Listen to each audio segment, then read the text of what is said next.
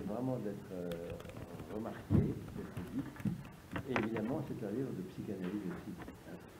C'est-à-dire le chapitre 7 du dernier livre, La raison selon le freudisme, mérite d'être lu en tout premier, puisque dans l'annonce du livre, dans la préface, Mustapha Safwan propose qu'on n'est pas obligé de lire tous les chapitres l'un après l'autre. On peut commencer par celui que l'on veut. Évidemment, on ne peut pas le savoir si on n'a pas lu le livre. Voilà, donc moi je vais faire une introduction en ma façon. Bonsoir. C'est bien, ça va. Je fais une introduction très libérale, très libéraux. Voilà, j'en ai parlé là avec Mustapha en venant, à propos de cet événement quand même qui pour beaucoup compte, c'est la mort de Didier Veil, et peut-être ce séminaire, cette soirée pourrait être en quelque sorte être consacrée, mais sans qu'on en parle plus, mais simplement de savoir ce qu'on pense à lui, puisque ça s'est passé il y a 4 jours et c'était un peu rapide, on en parle maintenant. Donc voilà, un peu entendu. Amis, collègues, Mustapha Safwan de moi, et d'autres ici, bien sûr, que je propose.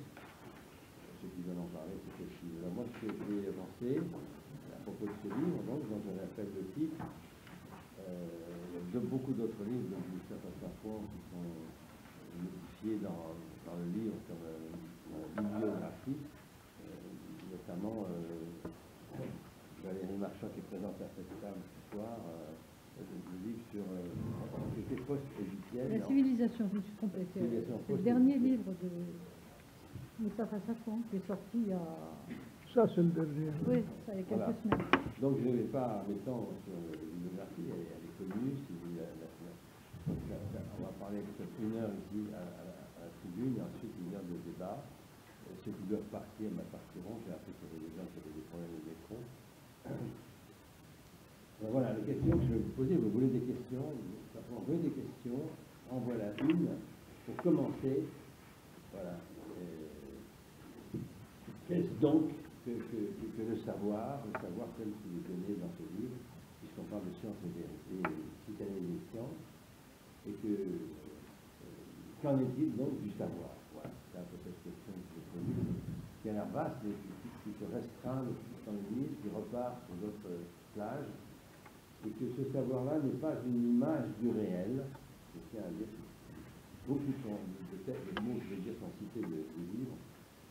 Alors, il a fait au fait propre de notre réalité tangible. Je pense qu'il y a là un enjeu assez particulier à traiter. Notre réalité tangible ou la réalité en soi qu'on dit psychique, celle qu'on appelle psychique. Alors tout de suite, je vais poser la question et j'affirme même la chose suivante. Je dirais que c'est la même réalité, celle qui est à la table et celle qui est en moi, parce que ça procède des mots que nous avons à notre disposition pour dire la réalité, pour dire soi-disant réel. On n'a rien d'autre pour dire la réalité. Question. Alors le réel, justement, reste inconnu au savoir lui-même, le réel qui reste inconnu au savoir lui-même, il persiste dans une sorte de reste rebelle à sa résorption dans le savoir. Alors, voilà un peu les choses. Ce qui fait que moi j'avance cette expression, que la réalité serait entre savoir et non savoir. On la sait et on ne la sait pas. Alors voilà comment ça peut avancer. Évidemment, c'est très ramassé et résumé tout ça. Que quelque chose reste insoumis, j'aime beaucoup le mot insoumis, Mustapha Safwan l'emploie, moi je l'emploie aussi. Quelque chose qui reste insoumis au savoir, mais en fait, ce reste-là navigue entre savoir et non-savoir. Ce non-savoir n'est pas l'ignorance. C'est ce réel qui est impossible à savoir. Alors, on peut avancer comme ça maintenant. Est-ce que c'est le désir de son lien à l'indicible? Voilà, le mot indicible, quand on parle d'impossible à savoir, pourrait être avancé. Voilà, et ce mot-là, je le mets justement à... C'est un mot que Didier Veil aimait beaucoup, qu'il utilisait beaucoup dans son dernier livre. avance l'existence d'un mystère, d'un insu et d'un mystère. Et le titre de son livre, c'est Un mystère plus lointain que l'inconscient. Hein? C'est pas rien de dire ça. Voilà. Il avait des parties de ces gens qui se questionnaient dans ce qui s'appelle donc l'absence de savoir possible, comment il y a le conquérir quand même.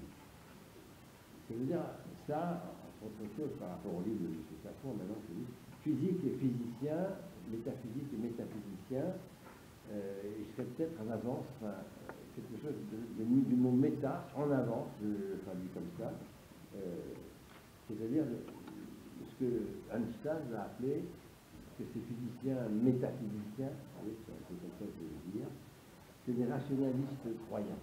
Voilà. Un certain rationalisme de croyance serait à avancer, c'est un terme d'Einstein. Puisque ce livre aborde les questions du savoir, donc qui sont abordées les grandes avancées de la pensée scientifique et notamment de la physique. Hein. La physique moderne, de la physique et de la révolution mathématique. D'où la question même du très haut, donc de Dieu, qui est avancée par Newton. Au fond de tout ça, il y a un Dieu qui serait donc au fond, très loin, très haut. Qui ne serait pas un Dieu de la religion, bien sûr. C'est un Dieu, le Seigneur du savoir, le Seigneur que Einstein implore. Alors, on ne sait pas trop si c'est un jeu de mots, ou si c'est une boutade, ou si c'est quelque chose de sérieux. Avec Einstein, il a des mots comme ça. C'est un Dieu qui serait immense partout, comme aussi d'une certaine façon chez Niels Bohr, alors c'est un peu résumé aussi, et Niels Bohr n'était pas dans cette question d'un Dieu tout-puissant ailleurs, etc., mais il serait plutôt dans le 1. On va voir ce que c'est que le 1 de Niels Bohr. Niels Bohr. Alors là, ils sont questionnés ces gens-là, Einstein, Newton, Niels Bohr, par cette dimension de l'immensité du savoir et l'immensité de l'ignorance aussi, du non-savoir. Alors, c'est là où il y a une sorte de rationalité foncière, de la nature qui a un caractère donc transcendant, à savoir, tu me diras ce que j'entends par ça, le savoir propre au Seigneur d'Einstein. C'est comme ça qu'on peut le dire. Ça frôle le religieux, mais ce n'est pas une religion. Ça questionne l'immensité de quelque chose de la nature. Le Seigneur donne à l'homme des moyens de partager ce savoir. Ça fait ça. Le Seigneur que Einstein a appris, qui implore. Évidemment, ça évoque quelque chose de biblique, mais ce n'est pas au sens textuel de la Bible dont il s'agit de parler. Alors, moi, j'ai trouvé le mot enthousiasme. Il y a quelque chose d'enthousiasmant chez ces auteurs, c'est pour ça qu'ils n'étaient pas très angoissés. Il y a quelque chose d'enthousiasmant, et c'est vrai que l'étymologie du mot enthousiasme, il y a le mot Dieu, théos. Il y a un Dieu en soi, il y a un Dieu en soi-même, c'est théos grec, qui est fait en dedans de soi et qui impliquerait qu'on en parle quand même quand on a l'occasion de travailler le savoir humain. Alors, ce savoir en soi, cet enthousiasme au sens littéral, donc ce côté grec de la chose, et je crois que les grands musiciens de jazz l'ont. Il y a un côté qu'on pourrait appeler religieux, mais qui précisément évoque cette immensité de sans limite peut-être, et la limite est à chercher de ce que la nature humaine peut avoir en elle. Alors, je continue, mais ça passe plus tard. La pensée conceptuelle use de mots. Et l'enjeu du livre, c'est de montrer combien le langage est prévalent dans tout cela, et combien la psychanalyse a son mot à dire sur tous ces savoirs-là, pour se situer comme science, éventuellement. Comment donc la pensée conceptuelle use de mots. Einstein, d'ailleurs, n'a aucun doute sur la créativité, on pourrait dire verbale, transcendantale de l'esprit. Alors au-delà même du mur de langage, c'est franchir ce mur du langage pour aller plus loin, et on ne tombera jamais que sur le langage. Et ce miracle, dit Einstein, cet enthousiasme, voilà, c'est les mots qui vont ensemble, n'est pas là pour Niels Bohr, c'est grand physicien aussi, la physique quantique. Et dans sa foi, on dit que c'est le premier philosophe. Il y a une démonstration qui est donnée à partir de commentaires sur l'œuvre de Niels Bohr. Le premier philosophe à avoir dit que nous sommes suspendus dans le langage. Je trouve cette expression extrêmement intéressante. et qui est très proche de nos enjeux de praticiens de la psychanalyse, suspendus dans le langage. Au point justement que cette captation, ou cette inscription, ou ce langage lui-même, nous empêcherait d'avoir une certaine objectivité sur notre savoir. Il n'y a pas un savoir sur le réel. Dès lors, la tâche de la physique ne consiste pas à dire au Seigneur, que Einstein appelle comme ça, que, moi je pensais que c'était musical mais extrêmement sérieux, de dire au Seigneur ce qu'il doit faire, hein, pour que le savoir-là soit étendu encore plus. Mais qu'est-ce que nous pouvons dire de ce réel? Ça, c'est page 70-71, qui est une page de notre beaucoup d'intérêt. Hein. C'est-à-dire qu'on ne peut pas ne pas passer par le langage. Voilà, c'est l'enjeu du livre, à mon avis. C'est là où la conclusion du livre par le chapitre 7 sur la psychanalyse était implicite, hein, et s'impose. Alors, puis de la vérité, la question c'est est-ce une métaphore? C'est très bien que puis de la vérité.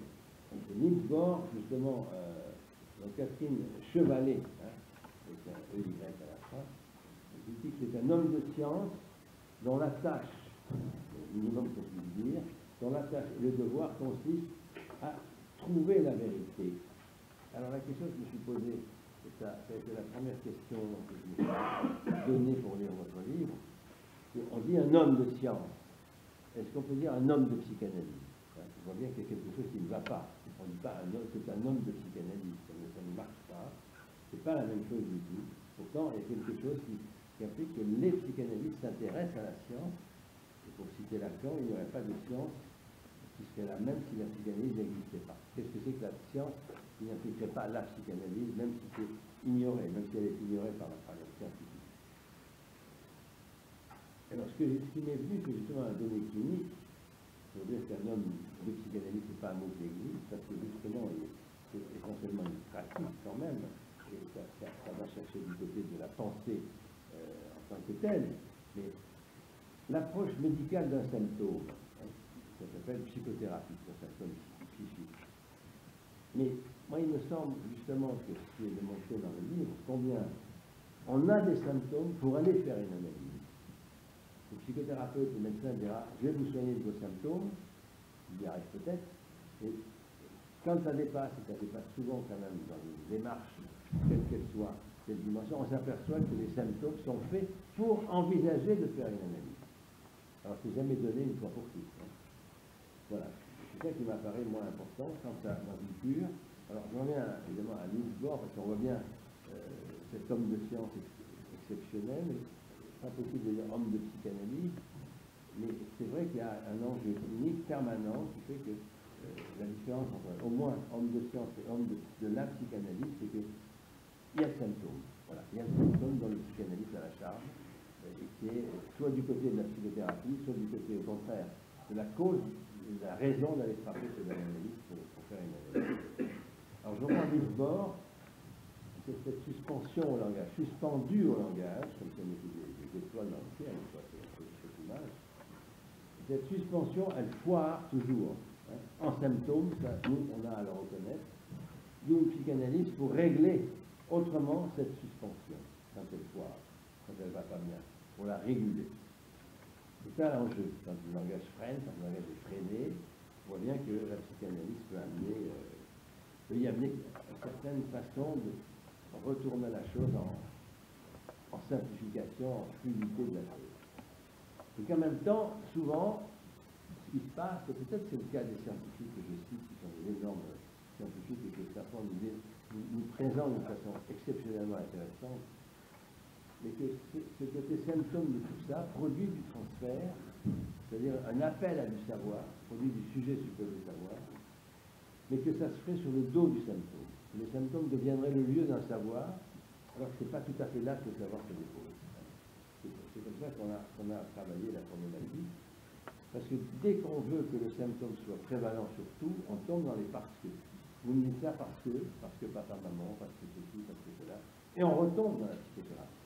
On sort de l'analyse, qui est quand même une expérience de langage qui dépasse le symptôme, comme tel. Alors pour Niels Bohr encore, et j'essaie d'être à la hauteur du livre, mais évidemment je suis très loin de ça, lui qui n'a pas le Seigneur en tête et qui n'a pas besoin de ça, d'aller très haut et très loin et très profond, justement.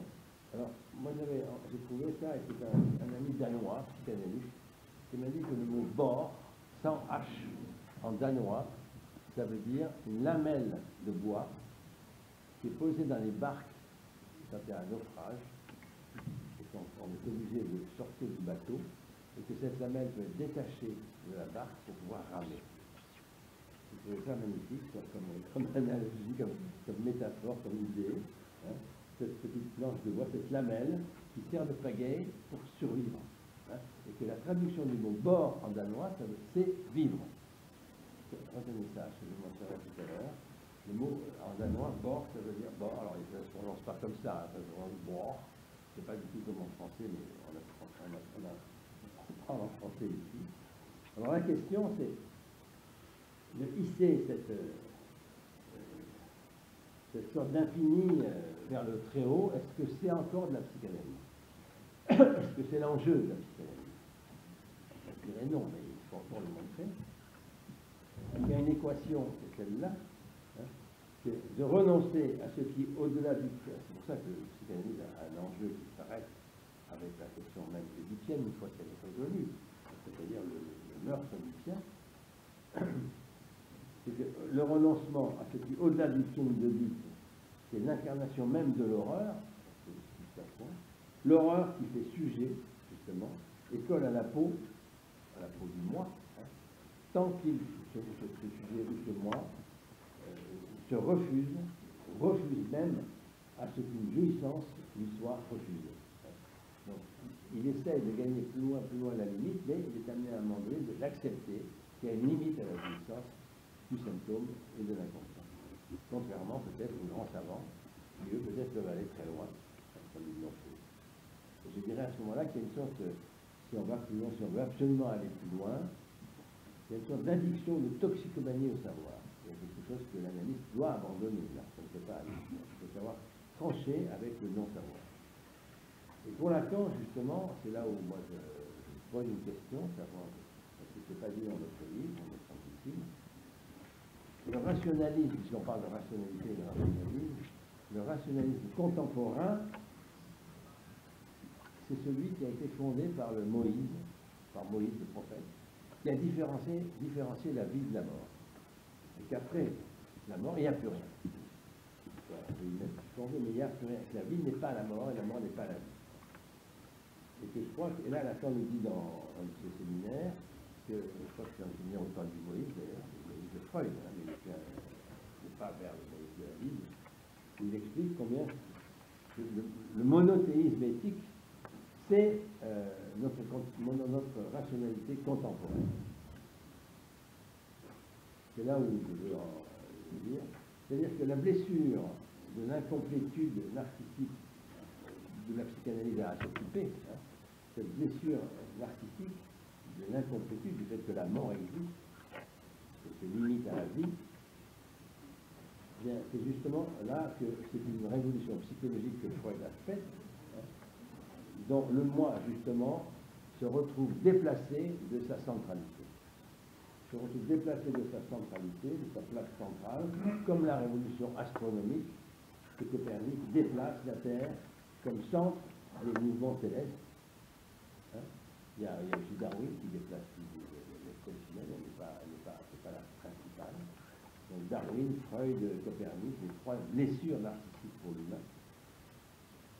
Et que Lacan, justement, dit bien que le centre comme Newton n'en continue pas moins pour autant d'exister dans l'idée même d'unifier, de l'unification qu'on a dans notre pensée. On veut tout le temps unifier. La bipolarité des choses n'est pas tellement acceptée, en particulier la question de la théorie de la lumière, de l'origine de la lumière, corpusculaire ou ondulatoire plus exactement. Eh bien, il faut l'unifier, et c'est Nietzsche qui essaye de l'unifier. Et ce là, je pense que c'est l'immensité aussi de la nature humaine qui peut ressembler au Seigneur d'Einstein, qui se retrouverait là, bien que ce ne soit pas, encore une fois, religieux. Alors, la conclusion du livre, encore une fois, j'arrive à la mienne bientôt, la raison selon le freudisme, qui a sa place là. Après, donc, cette démonstration, si on peut dire démonstration, enfin, en tout cas, ce parcours, cette navigation que chacun nous fait faire avec ces grands physiciens qui citent, tout d'abord, Newton, Bohr, Einstein, et d'autres, et des philosophes également, Kant, d'autres. Cette navigation reste difficile, et parce qu'il y a des contraintes paradoxales qui sont des obstacles, et qu'il faut sans arrêt arriver à nommer, et à dénommer même, et à les dépasser, et à pouvoir avancer. Et il dit bien donc que dans l'avenir d'une illusion, c'est comme ça que je commence le livre, toute la première phrase, Freud avance, il n'y a pas d'instance au-delà, au-dessus de la raison. Est-ce cet au-delà de l'insu? Est-ce que c'est encore une fois le Seigneur d'Einstein? En fait, ça prend, c'est le grand autre qui est déjà là, le grand autre, très en définition, qui implore, qui appelle Einstein avec ce Seigneur. C'est le Seigneur du langage, voilà. Et cet abord-là, très fort de la philosophie du comme si est ainsi abordé par la chapitre sur la psychanalyse, où savoir et non-savoir. Le comme si, c'est entre le savoir et le non-savoir, de Weisinger, et que Freud, justement, dit que seule une philosophie, pouvait concevoir seule une philosophie, si tu veux, vous pouvez concevoir l'exigence du comme si. L'homme dont la pensée n'est pas influencée par les tours de passe-passe, c'est Freud qui parle, par les tours de passe-passe de la philosophie, ne pourra jamais admettre ce comme si, n'est-ce pas? C'est-à-dire la division du sujet existant de l'inconscient. Face justement à ces pulsions et ces fictions. C'est là où la problématique se pose Safran est véritablement analytique. Ce parcours nous donne une forme d'enseignement de la pratique analytique au jour à jour. Alors je continue encore un peu. Alors, la raison est celle de la domination du 1. C'est un peu moi qui arrange les choses en disant ça. Et du coup, il y a le totalitarisme qui pointe, évidemment, au sens politique.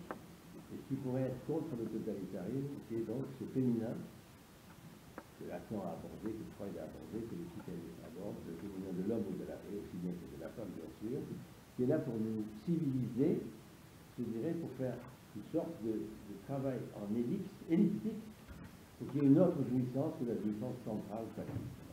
Que le binaire phallique soit, en quelque sorte, mis en défaut par une autre jouissance, et la question même des galaxies, de l'ellipse comme telle, nous questionne. Dans le but de vérité, est-ce que c'est des fictions comme si, qui ne sont que des illusions qui s'épanchent justement dans nos pulsions? Et c'est là où, conformément au principe de plaisir, s'affrontent. Seule la raison assure, dit-il, voire réclame le maintien du lieu qui unit la pensée au réel. On retrouve sur le réel, c'est là où c'est la question que je pose de façon abrupte pour ce que j'ai lu de mon texte. C'est quoi un fait psychique? C'est quoi un fait psychique? Il pose la question de la réalité, et je l'ai dit tout à l'heure, entre réalité tangible et réalité psychique, à mon sens, il n'y a pas de différence parce qu'on ne peut y accéder que par les signifiants l'une comme l'autre. Et c'est là le dieu logos, le dieu du langage, le dieu langage vient à être en quelque sorte invoqué, qui unit la pensée par des liens indissolubles de l'adéquation à un réel dont le sens n'est défini que par le sens qu'a un enfant face à la question intellectuelle infantile. Donc cette adéquation recherchée entre le réel et l'objet, donne existence donc à un objet comme nomination. Il n'y a donc en quelque sorte de réalité que dans l'ordre de la nomination. Et ce qui borde la réalité, là justement, voilà comment arriver quand même à la nommer. C'est là la limite qui se nomme comme faite, et nous dit Wittgenstein, donc dit bien, que nous n'avons rien à dire sur les choses qui ne sont pas des faits de notre monde. Et comment le sait-il? C'est ça la question, ça n'est pas de notre monde. Vous voyez, ça touche à des choses extrêmement importantes. Et c'est là, pour une fois citer le livre, c'est la question de la place des lois de la nature qui sont déduites de la théorie. Elles ne sont pas déduites forcément de l'expérience, en tout cas de l'expérience certes, mais aussi de la théorie, c'est-à-dire du langage, de la pensée.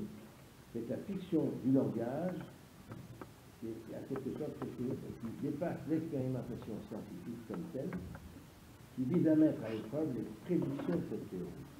Donc l'expérimentation questionne la théorie pour savoir si elle tient. D'où cette nécessité de reconnaître l'autre scène, la scène de la conscience, l'autre scène, celle de la sexualité infantile, et surtout donc sur ces deux coordonnées majeures de cette sexualité, du désir érotisé côté mère, du désir meurtrier côté père, mais le désir de meurtre du père, c'est encore une fois à dire ce que j'ai dit tout à l'heure, c'est poser la différence entre la vie et la mort de cette rationalité contemporaine, on va dire. Et que là, pour citer Sabina Spielrein, qui a rencontré Freud, une élève de Freud sur le tard, c'est d'abord élève de Jung, elle a écrit un texte qui s'appelle Destruction comme cause du devenir, où elle aborde la question de l'instinct de mort et de l'instinct de vie, dont va se servir Freud, d'ailleurs, et que là, elle dit elle-même que la vie est un léger décalage qui a pris sur la mort pendant la durée de vie. Un léger décalage. C'est là où il y a quelque chose qui nous touche, qui arrive à certaines personnes qui s'arrêtent en ce moment, qui éveillent. Comment donc apprendre à vivre au fond? Et que la métaphore paternelle, alors le mot bord sans H, je l'utilise encore, signifie donc vivre en danois, et qui en français renvoie à un phénomène de bord, à laquelle vous écrivez de signifiant, de gouffre. Et voilà où le naufrage, justement, c'est ramer, justement, quel qu'il soit, et quel qu'il soit en soi-même. Il y a, même s'il n'y a pas de terre en vue, c'est une phrase de Freud, il y a à continuer, à tenter de sauver sa vie, tant qu'il le faut, tant qu'on peut. Et là aussi, voilà c'est tout à fait ça que je veux dire. Voilà, c'est notre lot, malgré tout. Bon, voilà ce que j'avais envie de vous dire ce soir, et à vous tous aussi. Merci de m'avoir écouté.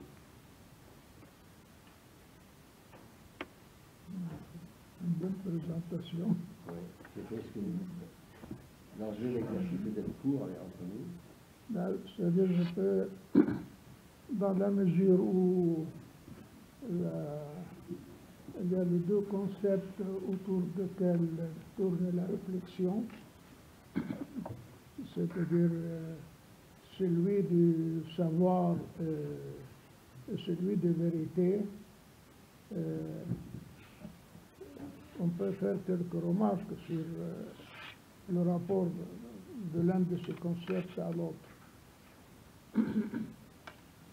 Parce que apparemment les deux concepts paraissent tout à fait solidaires. Oui, Qu'est-ce qu'on veut savoir? La vérité. Et la vérité, qu'est-ce que c'est? C'est une proposition qui, par exemple, reflète le réel, donc à savoir. Alors, les deux notions, plutôt que de se distinguer, renvoient l'une que l'autre. L'une se définit par l'autre.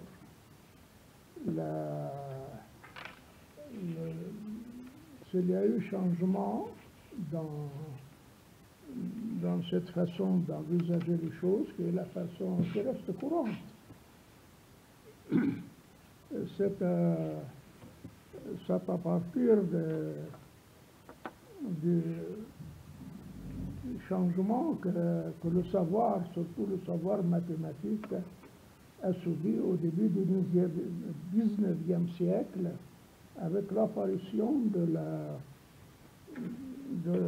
géométrie non euclidienne, parce que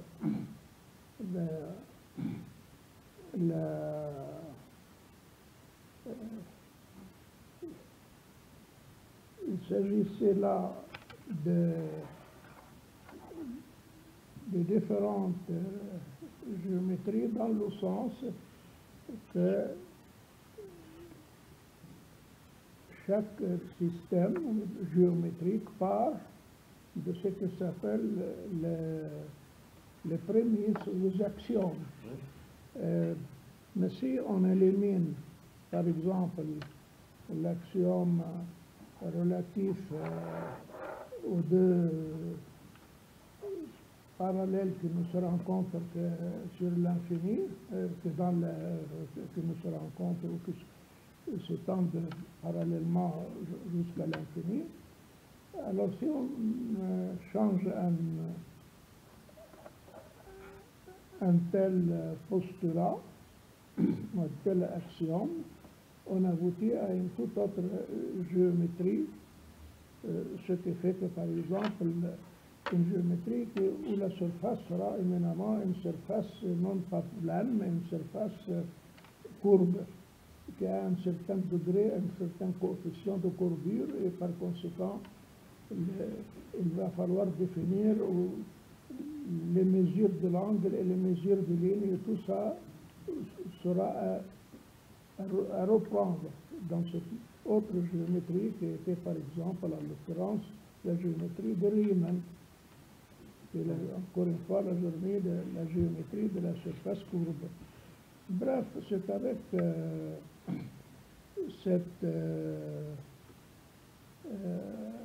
cet événement, si on peut dire dans l'histoire de la science du début du XIXe siècle, que la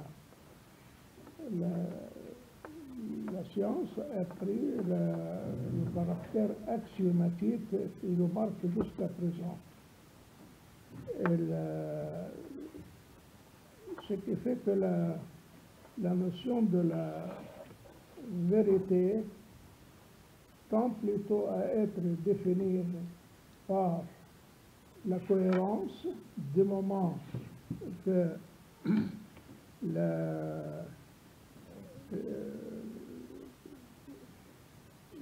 le savoir qui est dans les prémices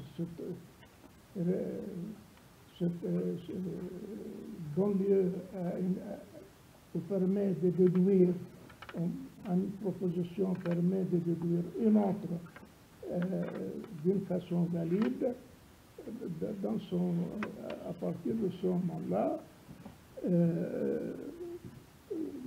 nous sommes dans un savoir qu'on peut qualifier de vrai, c'est-à-dire qui ne souffre pas d'une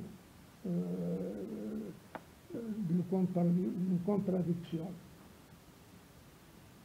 Mais la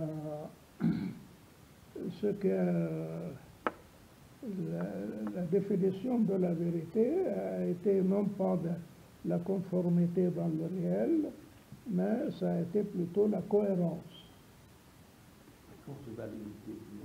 Oui, la cohérence dans le sens de la validité de la déduction des résultats, des conséquences à partir des prémices.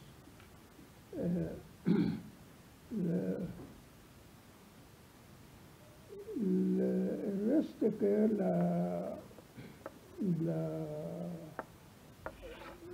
cette définition quand même qui met l'accent sur la transmission plutôt de la vérité des prémices aux conséquences plutôt que sur la vérité elle-même. Qu'est-ce que c'est cette vérité qui se transmet? Alors la question est quand même de qu'est-ce que c'est la vérité est restée posée. Mais elle est restée posée, mais elle n'a aucune définition.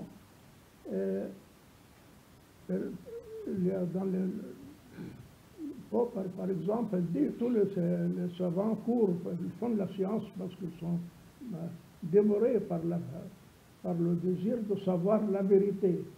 Mais en fait, il n'y a aucune définition, même dans les mathématiques, qui est une science exacte, il n'y a pas de définition de ce que c'est que la vérité.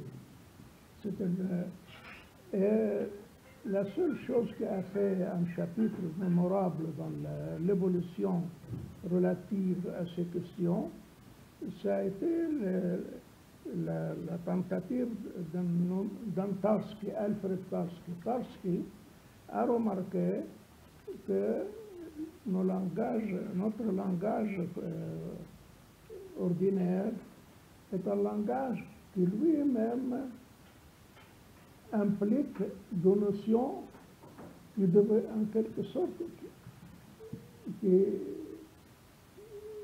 constitue une appréciation, un jugement sur ce langage. C'est comme une phrase qui dit d'elle-même qu'elle est vraie. Mais notre langage contient des idées comme les idées de la cohérence, de la vérité, de la validité, de la norme, des principes, des axiomes. Tout ce vocabulaire-là fait partie du langage courant. Mais alors, si on peut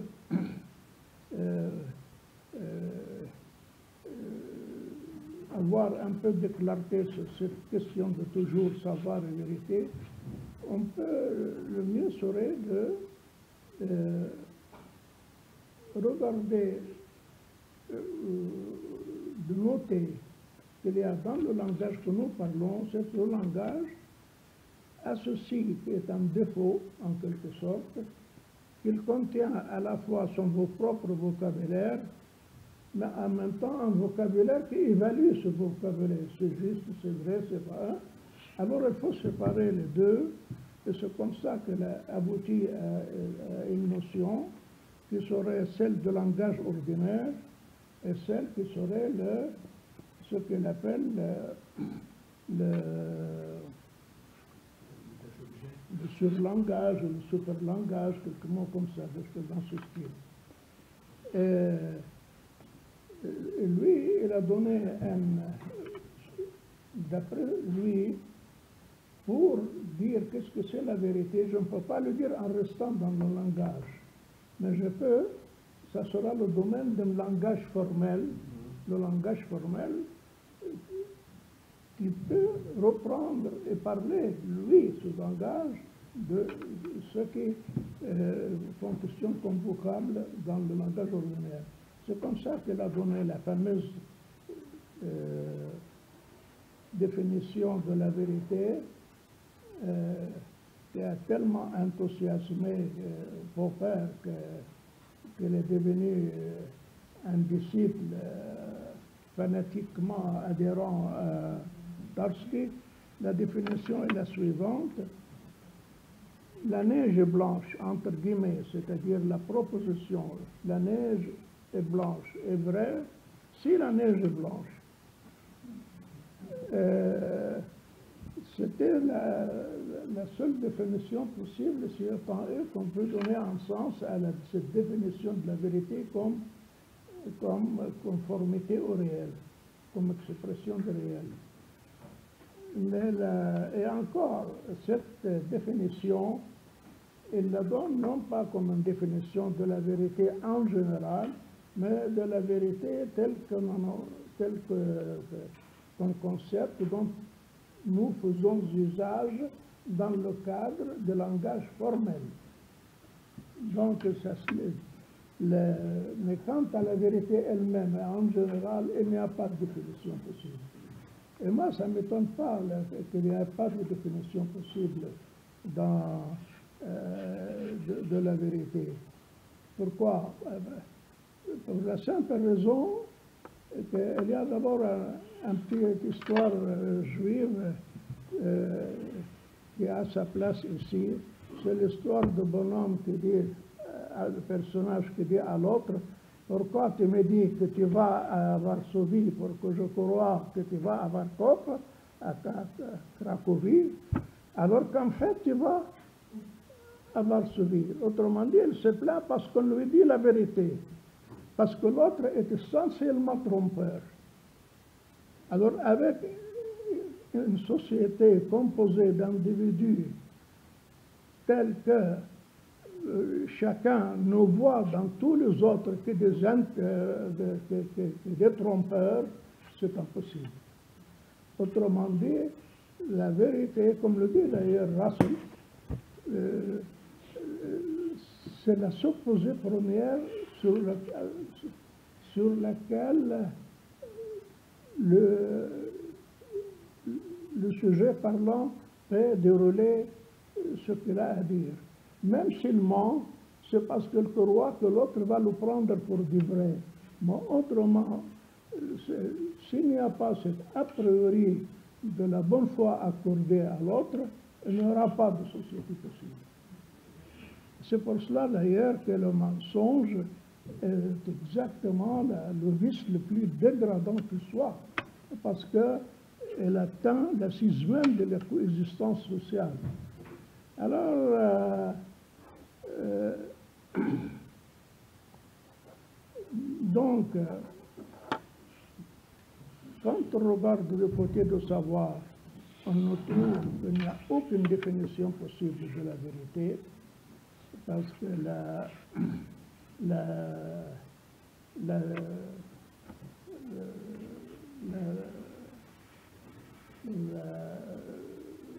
il n'y a pas de mathématicien qui peut vous dire quelle serait la vérité en mathématiques.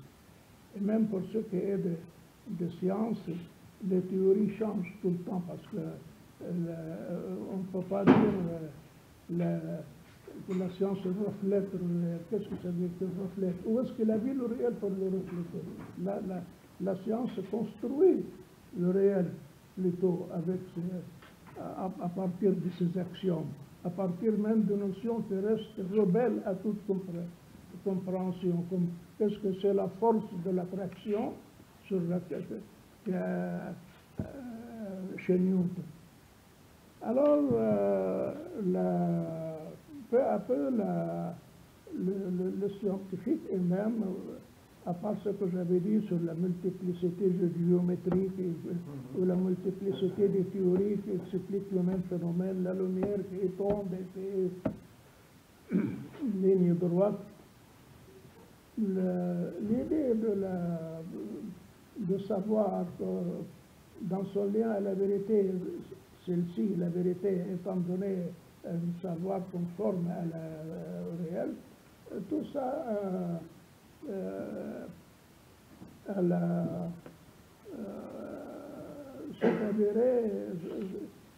s'est avéré critiquable d'une façon ou d'une autre, d'une façon pas retenable. Mais la question de la vérité est restée posée.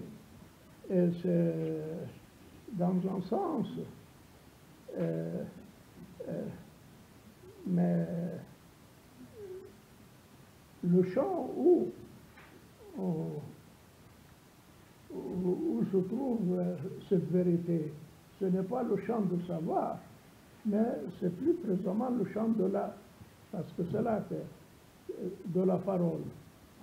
Parce que quand quelqu'un parle, c'est de là qu'on commence la notion de vérité. C'est que tu dis vrai ou tu mens. La vérité, c'est quand même, premièrement et avant tout, un attribut de la parole. Pour son contraire, le mensonge. Alors,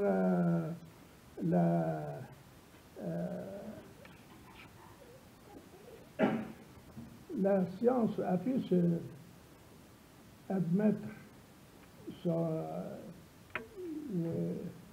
son indépendance de la notion de la vérité, mais la notion elle-même reste là. Qu'est-ce que c'est? Pourquoi vous terminez par... Non, ce que j'allais dire tout de suite maintenant, c'est que le grand étonnement, ça a été introduit par Freud lorsqu'il avait fait cette vérité, comme par hasard, et ça, c'est une chose que Spinoza avait dit avant lui. Spinoza avait dit que la vérité se fait connaître elle-même. Noir sur blanc, comme ça, la vérité se fait connaître elle-même. Et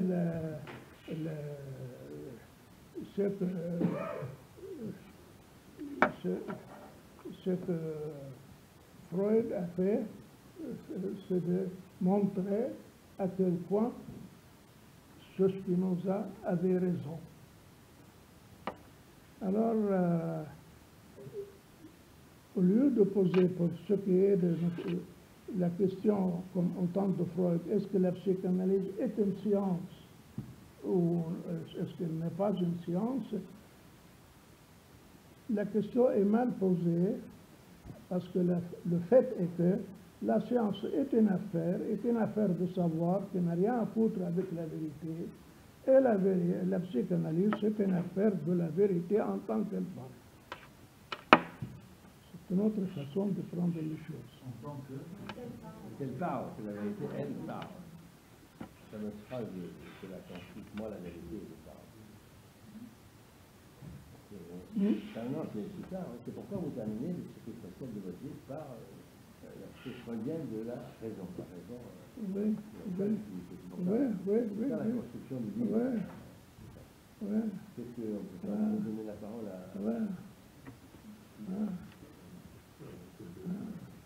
Je vais donner la parole à Benjamin. Oui, j'ai quelques remarques un peu éparses.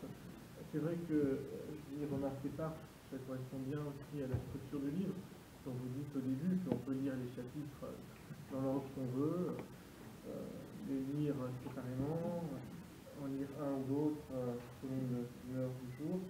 Et pourtant ça fonctionne. Pourtant, on arrive quand même à trouver un fil directeur, on arrive tout de même à lire le livre sans toujours comprendre, parce que parfois évidemment c'est des explications sur les théories scientifiques de l'un ou de l'autre, où on n'arrive pas tout de suite, moi ça a été mon expérience de lecteur, à appréhender en quoi et comment cela va s'insérer dans le propos général, et pourtant on sent bien que ça mène quelque part, on sent bien que ça amène à un certain endroit, et que le propos va consister en une certaine direction prise par votre discours ou par votre élaboration. Alors, je retiens comme ça certaines formules, qui sont des formules qu'il faudrait élaborer, mais bon, pour prendre un point de départ, ce que je retiens un petit peu de votre ouvrage, c'est de souligner quelque chose de très simple, finalement, qui est que pour Lacan vient rappeler que le refoulement frappe le signifiant.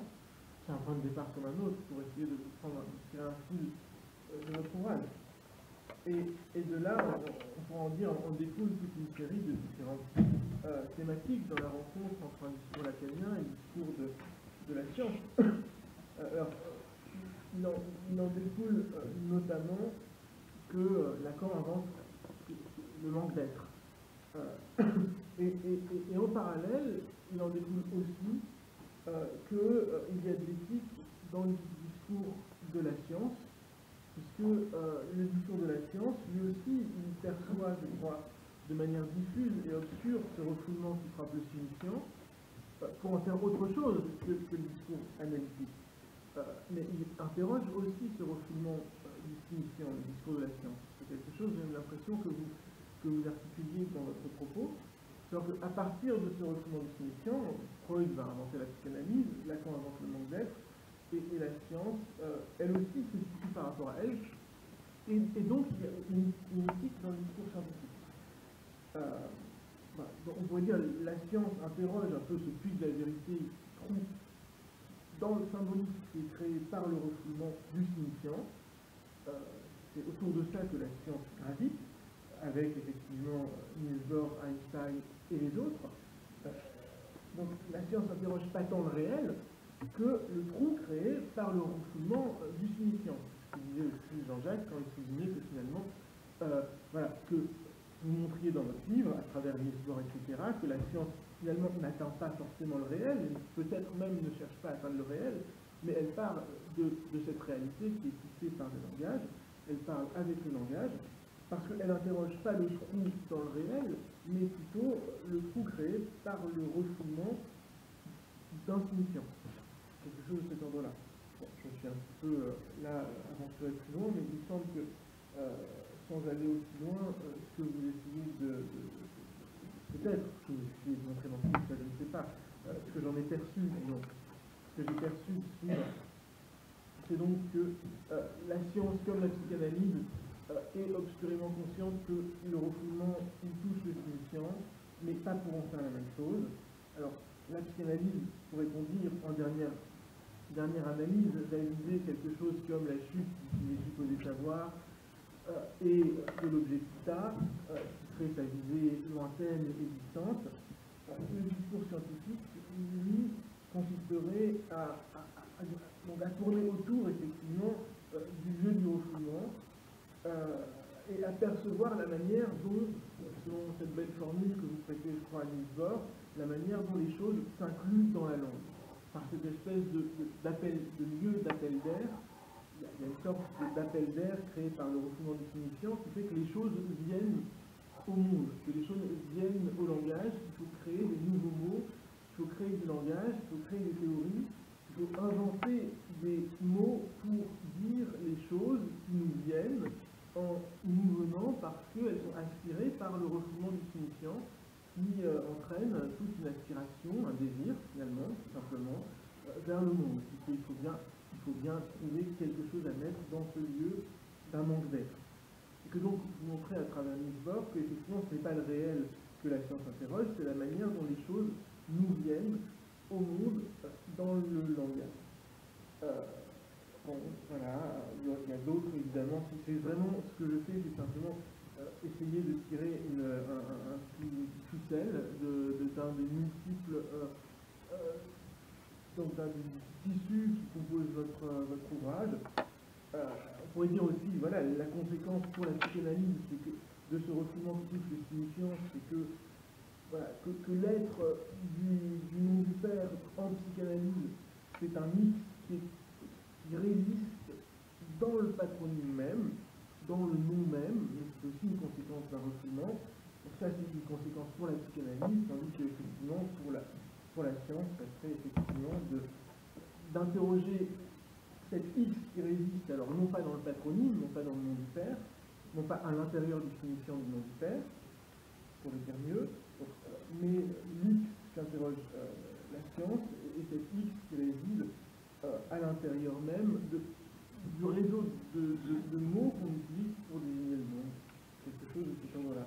Mais bon, je finis ici en disant, ça semblait que c'était ça le noyau de ce livre, peut-être, enfin, tel que j'ai perçu, de dire que la science et la psychanalyse interrogent toutes les deux le lieu du refoulement qui frappe le signifiant, l'une pour éventuellement trouver ce lieu à travers la fugue des supposés savoirs, de l'objet plus tard, ou l'interrogation de cette X qui réside dans le signifiant du nom du père, et l'autre pour interroger ce lieu d'aspiration à travers lequel les choses nous viennent au monde, nous viennent dans le langage à travers le monde.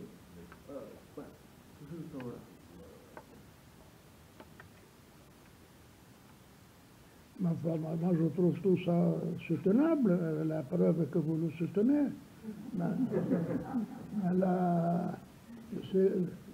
C'est à la salle de voir, de poser des questions. Je trouve qu'il y a les deux pères. Je sais pas, alors, non, si vous décidez que c'est la seule, je peux me passer la première. J'avais peut-être quelque chose à dire. Bon, alors moi je vous remercie de ce livre, Stéphane Safran, qui est un livre tout à fait remarquable. J'ai lu il y a 2 jours, enfin les 2 derniers jours, j'ai dû lire un peu plus également. Je suis heureux de vous rencontrer, très admiratif de l'ampleur de votre travail et de votre pensée. Alors, je vais dire des choses qui sont un peu complémentaires de ce que vient de dire Benjamin Lévy, mais je voulais soutenir un peu l'inverse du choix. C'est-à-dire que moi j'ai l'impression que le livre, dans cette diversité de lectures possibles, il y a une démonstration dans ce livre. Et c'est cette démonstration que je voudrais tenir par quelques questions. Alors, moi je suis un parti du série où il y a une pensée. Vous avez encore dit que Emmanuel qui a un travail philosophique de la psychanalyse que vous déployez, un travail philosophique de la psychanalyse que vous déployez, non pas que vous feriez de la philosophie, mais il y a une exigence de pensée qui vient de la psychanalyse, qui est un travail philosophique à proprement parler, mais propre à la psychanalyse. Alors Bachelard disait que la physique moderne, contemporaine, c'est-à-dire celle de la physique quantique et la physique relativiste, avait inventé des problèmes pour lesquels il n'existait pas de philosophie. Et il fallait, par rapport à ces problèmes, aujourd'hui, produire une philosophie nouvelle, mais qui était une philosophie de cette nouvelle physique. Et en quelque sorte, ce que vous faites, c'est vous contribuez à, d'une façon de le dire, à produire cette philosophie qui répondrait aux questions de la physique, mais à partir justement d'une réflexion psychanalytique. Alors, il y a une thématique centrale quand même dans le livre, et je la prends du côté des physiciens. C'est un ouvrage très original parce qu'on a l'habitude de lire les psychanalystes parlant plutôt du côté donc de la sphère, disons, de la psychanalyse, peut-être souvent associée à un peu d'histoire des sciences. Mais ce que vous montrez dans ce livre, c'est que des questions que la psychanalyse peut poser peuvent surgir au sein de la physique en tant que telle, et notamment vous exhibez quelque chose comme un personnage héroïque qui est anti-einsteinien, qui est Niels Bohr. Et vous faites de Niels Bohr finalement un héros, non seulement de la nouvelle physique, mais d'une physique qui, d'une certaine manière, dirait au sein même des problématiques de la physique, des choses que la psychanalyse a pu avancer sur un autre sol et avec un autre vocabulaire.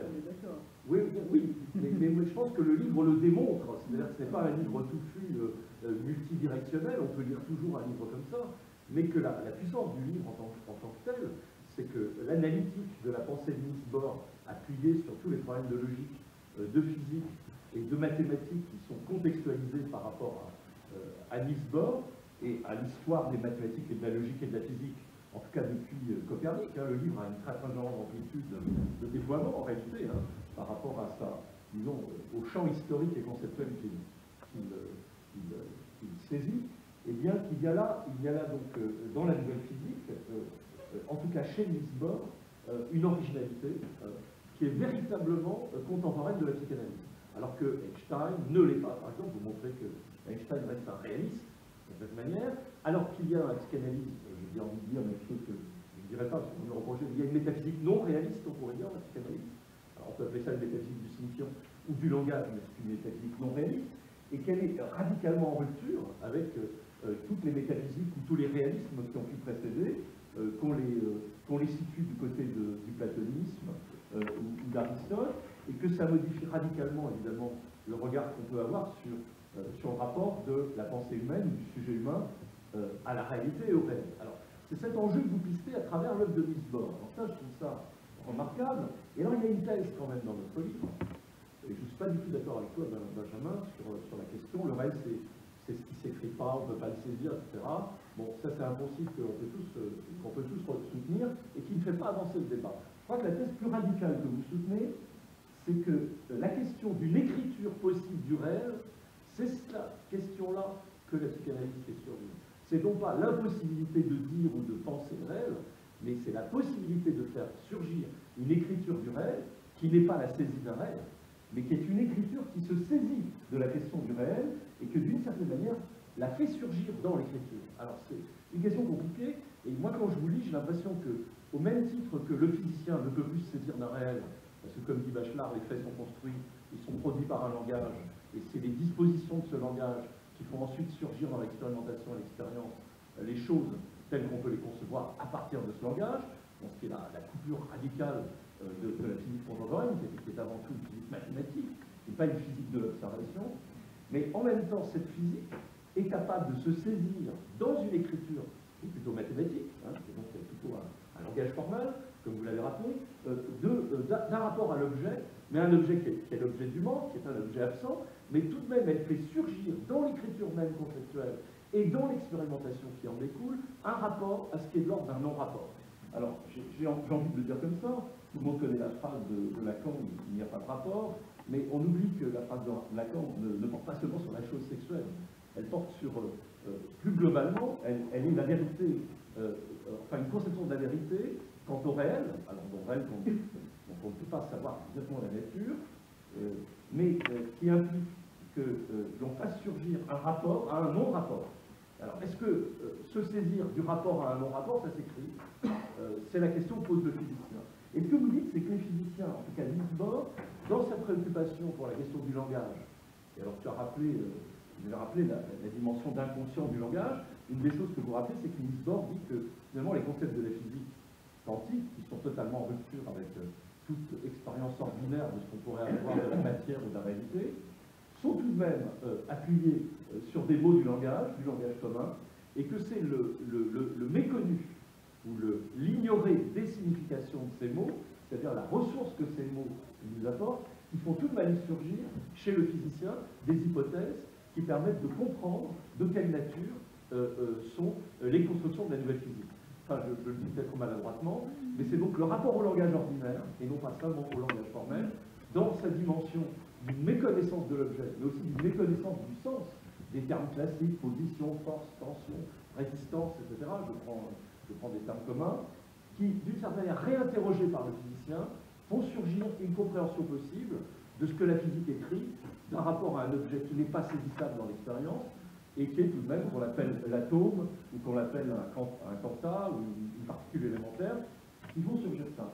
Et donc il y aurait une écriture du réel possible. Alors évidemment, comment écrire ce qui ne peut pas s'écrire, puisque Lacan le soutenait qu'on ne peut pas l'écrire, et bien d'une certaine manière, le physicien, en tout cas depuis la physique quantique, serait dans une écriture de ce qui ne peut pas s'écrire, et se saisirait d'une impossibilité, et cela aurait des effets de connaissance tout de même, puisque la physique nucléaire, par exemple, que l'écrire E est égal à MC2, ça paraît pas une formule, mais ça produit quand même des choses absolument formidables, que vous connaissez, c'est-à-dire la maîtrise, disons, des phénomènes nucléaires, ce sont des phénomènes quantiques, et donc il y aurait ça. Alors, ce qui est remarquable dans votre travail, c'est que vous montrez que Niels Bohr, alors d'abord, n'est pas un réaliste, il n'est pas einsteinien, il ne cherche pas la confirmation du rationalisme dans la nature, d'une rationalité qui serait inhérente à l'esprit humain, et justement parce qu'il est absolument déterminé par ce rapport au langage, donc à une certaine position qu'on pourrait dire structuraliste en physique. Il serait véritablement contemporain du structuralisme, c'est-à-dire qu'il y a d'autres écritures du réel puisqu'on en décrit finalement d'une certaine manière et qui dépendent du langage que nous parlons, et c'est un non-rapport, mais c'est un non-rapport qui produit un rapport tout de même, puisque d'une certaine façon nous arrivons en physique, enfin les physiciens arrivent à produire des effets sur ce réel qui reste par ailleurs impénétrable, c'est-à-dire donc cela produit une modification en physique de ce qu'a été la métaphysique du monde occidental. C'est-à-dire elle n'est plus structurée de la même manière, elle est obligée d'introduire des notions comme le non-être et la différence, d'accord, un rapport au langage en tant qu'il conditionne d'une certaine manière la connaissance, et donc on est là dans une rupture épistémologique, pour parler de façon un peu qui est extrêmement radicale. Alors voilà, alors moi j'avais tout un tas de questions à partir de ça. Comment vous comprenez la rupture de la psychanalyse avec le réalisme? Comment vous comprenez la rupture de la psychanalyse avec le réalisme, dans un rapport à la physique, c'est-à-dire comment des concepts finalement qui ne sont pas des représentations peuvent-ils tout de même inscrire quelque chose d'un certain rapport à la réalité ou au réel? Alors évidemment cette distinction est travaillée dans votre livre, vous montrez bien que la réalité c'est toujours une construction, une interprétation imaginaire de ce que l'on attribue à un réel, et ce n'est pas le réel même. Mais comment la physique peut-elle justement construire ce rapport que vous nommez, en reprenant Niels Bohr, comme complémentarité? Alors c'est intéressant, la complémentarité c'est quand même l'effet que font des théories sur l'expérience. C'est-à-dire que quand on construit une théorie physique, on va quand même l'expérimenter, et le langage de physicien comme instrument d'expérimentation produit un effet sur le réel, qui est aussi un effet de langage. Alors comment comprendre cette articulation en tant qu'elle est, d'une certaine manière, non seulement contemporaine de la psychanalyse, et de la psychanalyse telle que Lacan a pu la déployer, mais en même temps, en quoi est-ce qu'elle ouvre, d'une certaine façon, pas une nouvelle philosophie, on ne pourrait pas dire ça, mais à quelque chose, une transformation philosophique de notre rapport au monde, qui n'est ni simplement du côté de la psychanalyse, ni simplement du côté de la physique, mais en pensant que, après Niels Bohr et la physique quantique, quelque chose de la psychanalyse et de la physique quantique sont réellement contemporains. Alors, quelles sont les conséquences pour nous de cette rupture, qui est une rupture considérable, en fait, parce qu'elle serait la fin du réalisme. C'est-à-dire, mais en même temps, elle implique un nouveau rapport à la question de la nature du réel, qui n'est pas l'occlusion de la difficulté de cette question, parce qu'il ne s'agit pas de la supprimer, mais elle la déplace. Alors, bon, tous les intervenants ont rappelé un peu ça, et j'ai une question complémentaire. Si cette transformation est si radicale et si forte, et elle l'est, disons, dans la physique, en quoi ce sur quoi elle repose pourrait-il disparaître? C'est-à-dire, vous émettez la thèse à la fin du livre d'une disparition possible de la psychanalyse dans le couplage actuel du néolibéralisme et de la psychologie. Vous écrivez à défaut de société, la psychologie prend la place, et elle devient le fait social même.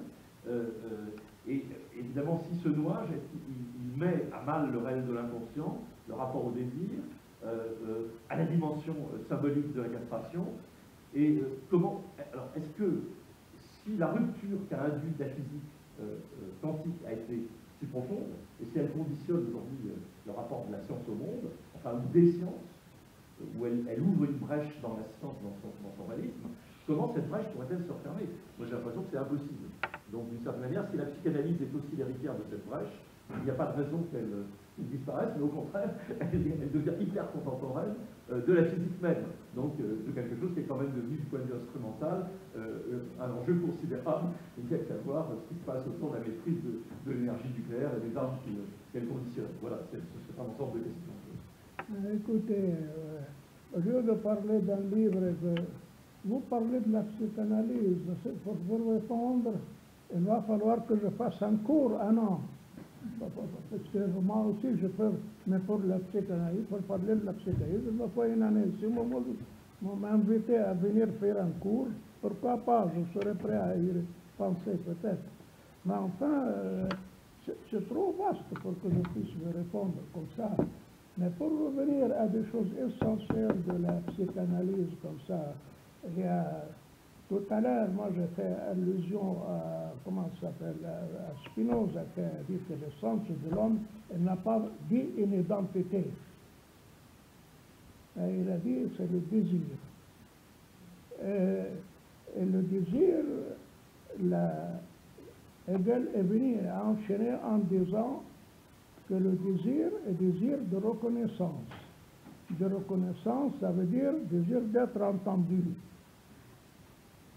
Et c'est ça qui fait qu'il n'y a pas l'un sans l'autre, mais un autre sans l'un.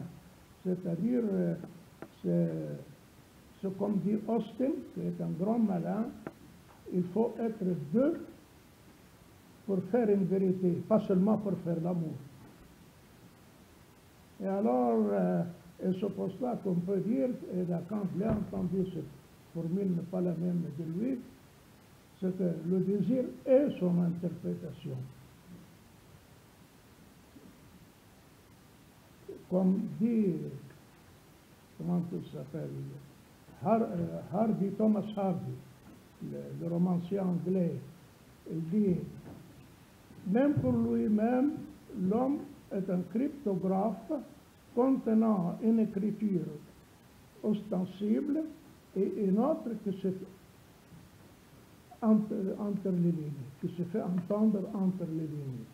C'est-à-dire, la division du sujet, ce n'est pas une invention de Lacan, ce n'est pas une histoire de deux systèmes, c'est une histoire qui a été notée par des gens qui avaient ce qui s'appelle une vision, une capacité de prendre acte de ce qui authentifie une existence humaine. Maintenant, cette existence humaine, il y a ce qui l'authentifie, c'est tout ce que je viens de dire là.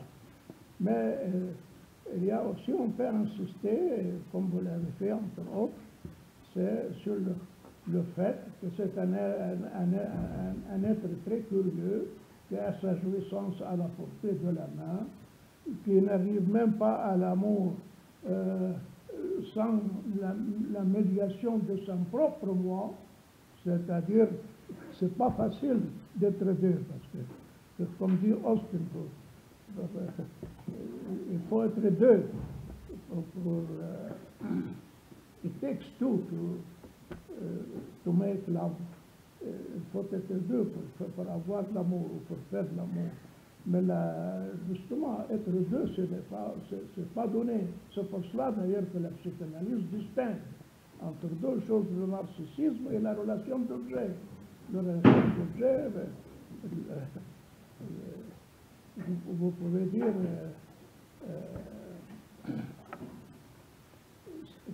c'est loin d'être une donnée. Et c'est dans ce sens-là que vous pouvez dire qu'il n'y a pas de rapport sexuel. C'est ce que Freud avait dit en disant ce que je viens de rappeler.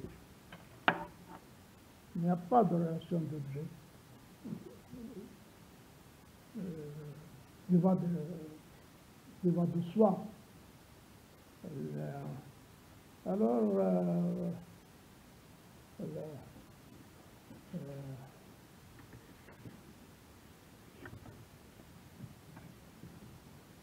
c'est le fait que le désir se réalise dans l'acte même où se signifie sa reconnaissance, c'est-à-dire ce qu'il s'appelle l'interprétation. Et Lacan a dit ça, le désir est son interprétation. C'est-à-dire, c'est ça le moment où vous pouvez dire, en effet, c'est ce moment de l'interprétation psychanalytique, c'est le moment où on touche dans le sens le plus impeccable de cette phrase de Austin pour il faut être deux pour faire une vérité. C'est une c'est la relation, et même dans un sens, on peut dire,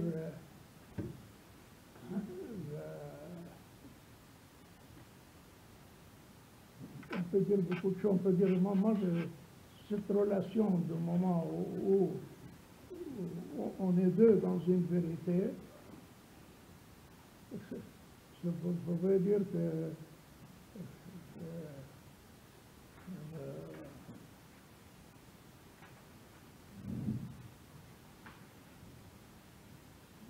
c'est le maximum de ce que vous pouvez faire si jamais, si tant est que vous pouvez aller dans le sens de ce qui s'appelle l'amour du prochain.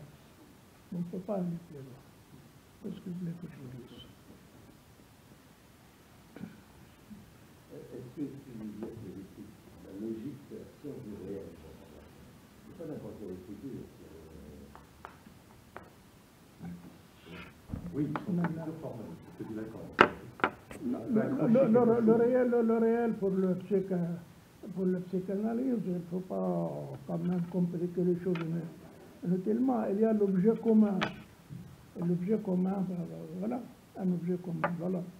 Mais le réel, c'est justement l'objet qui ne se définit que d'être un membre.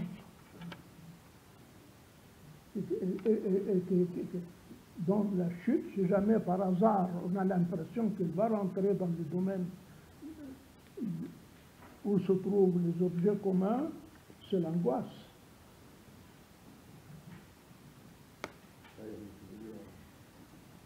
Non, je j'aurais des choses à dire, mais je crois que peut-être on peut laisser la parole à la salle pour poser des questions à M. Safran. Moi, je vais vous poser une question, mais oui, posez. Un peu en décalage. Hein? Sur les singes. Les singes? Vous parlez du langage et de l'origine du langage. Plus exactement qu'on ne peut pas parler de l'origine du langage, puisque le langage, il est tout de suite là, et il ne vaut que par sa différence. Par le fait qu'il met ce qu'il met en acte, c'est la différence. Hein? Vous dites, c'est ce que disent tous les linguistes. Vous dites qu'il y a un singe qui parle de langage? Non. Alors, la question que je voulais vous poser, vous dites donc que le langage, comme ça, il se structure, enfin, il s'organise autour de la question de la différence. Et je me posais la question de savoir si la substitution n'était pas quand même quelque chose de fondamental. C'est-à-dire substitution. Substitution. En deçà de la métaphore et de la métonymie. Ouais. Quelque chose de la substitution apparaît à un moment donné dans le règne animal, et alors là j'ouvre quelque chose qui est mon délire, hein, c'est totalement fantaisiste, qui est que le bébé singe suce son pouce. Écoutez, c'est Saussure déjà lui-même qui a dit que le langage a deux axes. Un axe syntagmatique et celui de la combinaison, celui que de la métonymie, qu'on utilise tout le temps. Donnez-moi un verre, si vous n'allez pas me donner le verre à boire, vous me donnez l'eau dedans. Moi, je dis, donnez-moi un verre. Alors, il y a l'axe de la métonymie, et puis il y a l'axe de la substitution. Alors, ce que C'est la vous même dites... chose, c'est la même chose. Hein? C'est ça. C'est la même chose. Dans la métonymie, la métaphore, c'est une substitution.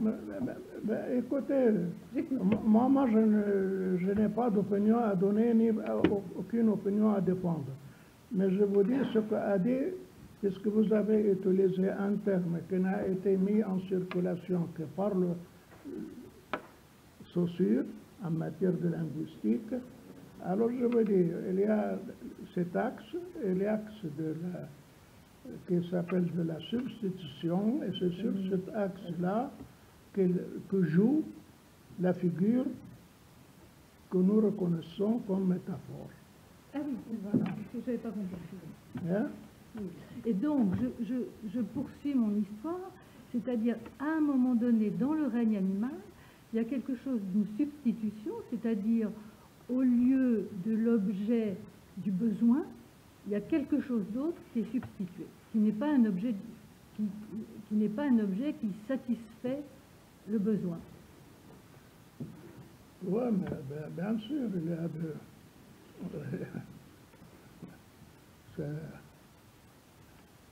on peut dire que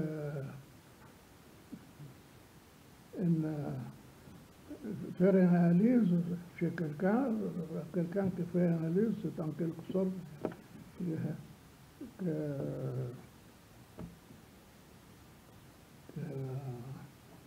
une analyse, son efficacité n'a qu'une seule mesure. Est-ce que cette analyse arrive ou n'arrive pas à arrêter la répétition?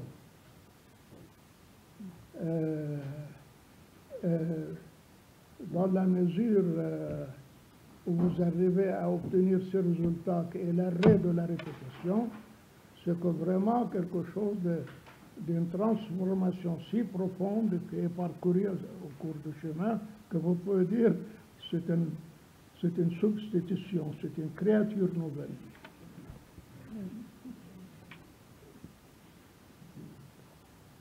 Alors, je ne fais pas répondre dans le sens de dire qu'est-ce que c'est qu'une substitution, mais je dis que le mot, effectivement,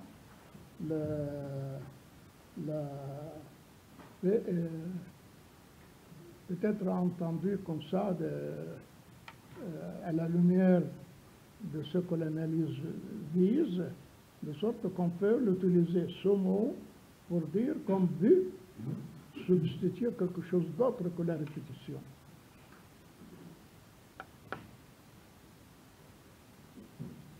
Il y a pour tout un chacun une substitution à faire à un moment ou à un autre de son existence. Il y a déjà eu lieu au début. C'est retrouver ce qui a eu lieu au début, quand même. Non? Oui, quand même, oui.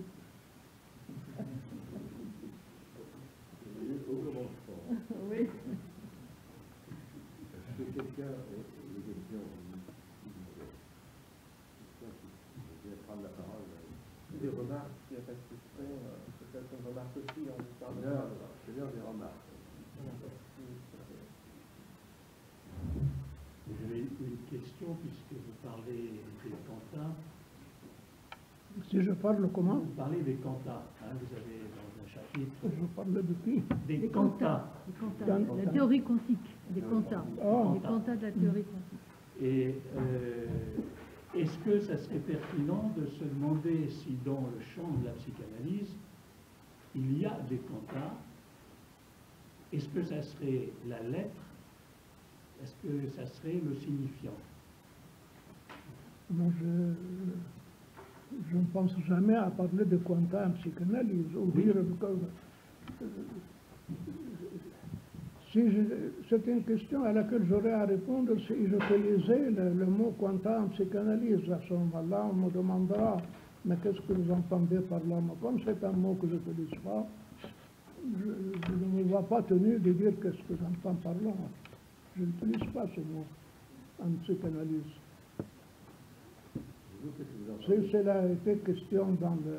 Ben, on cherche, par exemple, les phénomènes élémentaires, on cherche quelque chose partir de quoi va se construire les refoulements, enfin tout ce qui est de l'ordre de la vie psychique.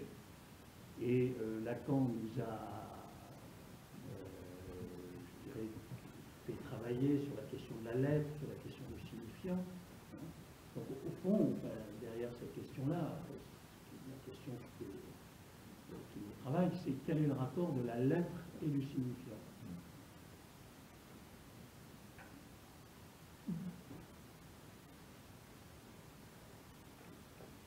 La lettre comme trait. Oui, oui.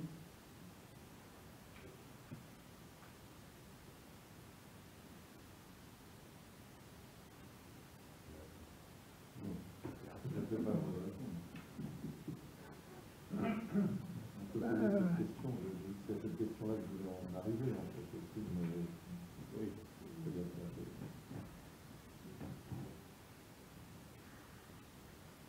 Le trait, c'est tel que tu as organisé la chaîne signifiante. On peut dire ça.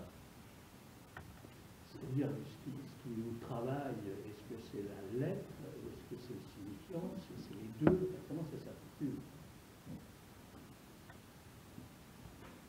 Parce qu'il y a quand même quelque chose qui est très différent, comme vous le soulignez, dans l'approche de la physique et celle de la psychanalyse, c'est que la physique, même si ce qu'elle nous donne à voir dépend d'une théorie, c'est néanmoins dans une perspective qui permet la vérification, la répétition et une certaine forme d'universalité aux propriétés près de l'expérience.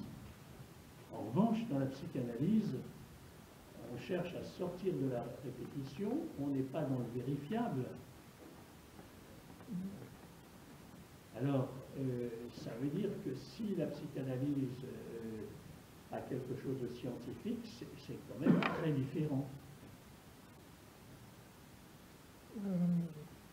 Je crois à un moment donné, j'ai dit que c'est tellement différent que c'est un autre champ. Oui. C'est un autre champ. Il y a un champ où le savoir avance,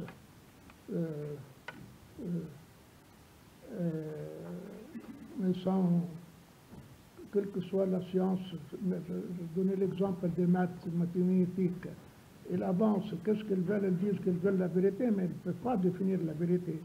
Mais ils avancent, il y a un progrès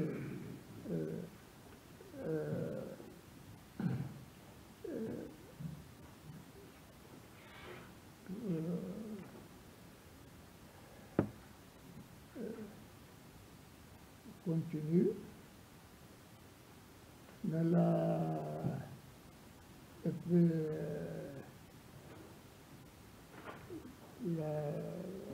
la psychanalyse, c'est un autre champ, et justement, puisqu'elle est laissée par la science. La science, un chimiste ne se demande pas qu'est-ce que je désire. Son désir n'a rien à foutre. Qu'il est même blond de rôle,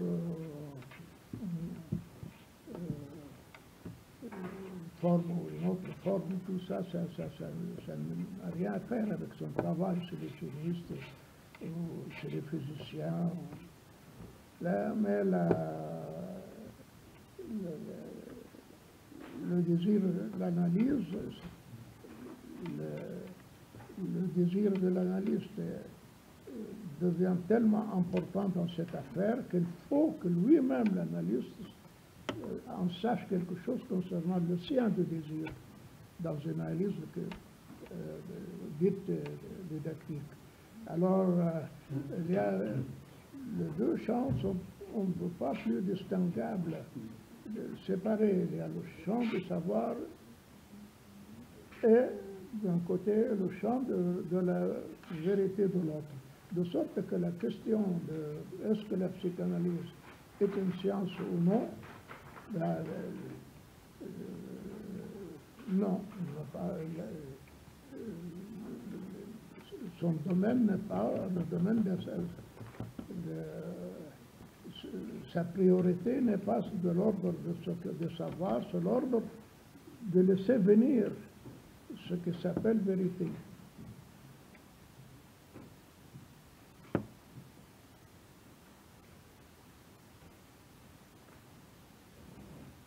Bon. Non, mais ce qui est fascinant dans cette histoire, c'est la convergence de tout ça. Hein? C'est que toutes ces théories parlent quand même de la même chose. Enfin, c'est une interprétation de dire ça. Mais on retrouve aussi bien chez Einstein, chez Niels Bohr et chez quelques autres, cette question du réel que Lacan, lui, va retravailler d'une certaine façon. Donc, je trouve que c'est quand même ça qui est la matière du livre, c'est de montrer que tous ces gens ont travaillé dans un domaine qui se recoupe. Bien sûr, c'est des disciplines totalement différentes, mais après tout ce que dit Niels Bohr sur le réel et le langage, on peut tout à fait le récupérer, nous, en ce qui concerne la psychanalyse ou la philosophie du langage. C'est ça qui est... C'est d'une question épistémologique que moi, je ne suis pas philosophe, mais je ne traite pas ça très bien. En tout cas, il y a un moment important dans l'histoire de la psychanalyse, c'est qu'à un moment donné, surtout grâce à Abraham, on a serré comme ça les phases c'était quand même fin du 19e siècle, l'idée de l'évolution était là, la libido. Donc, puisque le concept a été lancé, le concept du libido, donc ce libido a une évolution, l'évolution, c'est-à-dire passage par des phases différentes, phase orale, phase anale, etc. Et il y avait donc ce qu'on appelait l'objet partiel, le sein, les excréments, etc.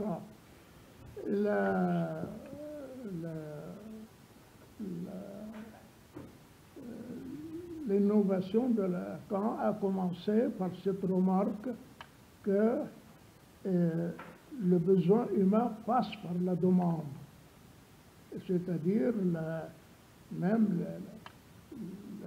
la phase orale, ça passe par la demande de l'enfant qui veut le sein. Et la phase anale, c'est la mère qui demande à l'enfant. Alors, c'est donc, quand les enfants, l'idée qu'un enfant s'identifie au sein, ça n'a aucun sens quand on y réfléchit. L'identification à l'objet partiel, que le sujet s'identifie à son image de miroir. D'accord, ça va, mais qu'est-ce que ça veut s'identifier au sein, par exemple? Mais dans la mesure où il y a des demandes, on tient compte du fait que le besoin passe par des demandes, il peut y avoir une identification signifiant de la demande. C'est-à-dire, si le signifiant de la demande est de la merde, et si quelqu'un s'identifie à cette merde, quand vous lui tendez la main, vous remarquerez qu'avoir de donner la sienne, il est saisi, que vous allez lui demander quelque chose. Le caractère anal, le caractère oral, etc., ça se voit. Il n'y a pas que l'écoute clinique, il y a le regard clinique. Alors, mais toutes les identifications, il n'y a rien que s'appelle l'identification à des objets. C'est ça le point essentiel dans ce que découvert Lacan concernant la théorie de la libido. Les identifications ne sont pas des identifications à des objets partiels, mais à des signifiants de la demande.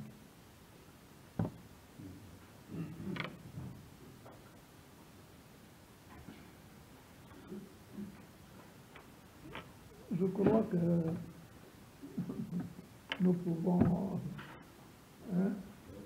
en rester là. À moins qu'il y ait encore une dernière question.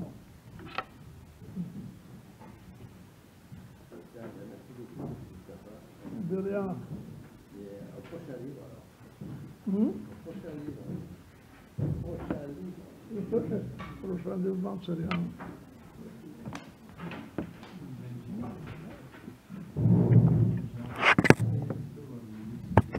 Je coupe coupe l'enregistrement, je te donne.